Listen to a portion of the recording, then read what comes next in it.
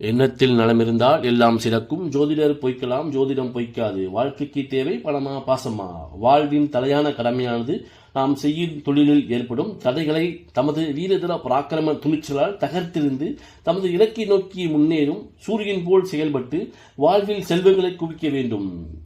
நிலையான செல்வங்கள் மூலமும் பொருளாதார பாதுகாப்போடும் நாம் ஏற்படுத்திக் கொள்ளும் இல்லற வாழ்க்கையும் பாதுகாப்பாகவே இருக்கிறது. நல்ல உணவு, உடை, இருப்பிடம் என அனைத்திற்கும் பணம் தேவைப்படுகிறது மற்றும் தன் துணை மற்றும் மற்ற உறவுகளுக்கும் முக்கியத்துவம் கொடுக்க வேண்டும்.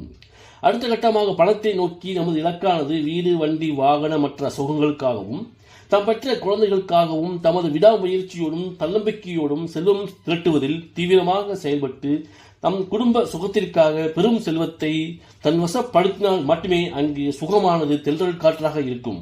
மேலும் தமது முன்ஜென்ம கர்மாக்களின் மூலம் வரக்கூடிய நோய்கள், ஆபத்துக்கள் மற்றும் வம்பு வழக்குகளிலிருந்து தப்பித்துக் கொள்ள பணமே அங்கு மூலதனமாக செயல்படுகிறது.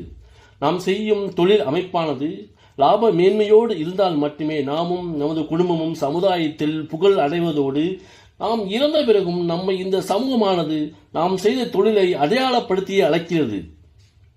நாம் தொழில் மூலம் பெற்ற செல்வத்தையே வாயார புகழ்கிறது. வாழ்க்கையில் நாணயத்தின் இருபக்கமாக பாசமும் பணமும் இருந்தாலும் பாசம் நிலைக்க வேண்டுமானால் பணம் நீடித்து வந்து கொண்டே இருக்க வேண்டும் என்று கூறி விடைபெறுவது உங்கள் ராஜ ஜோதிடர் ஆதி. மீண்டும் அடுத்த பதிவில் சந்திப்போம். நன்றி, வணக்கம்.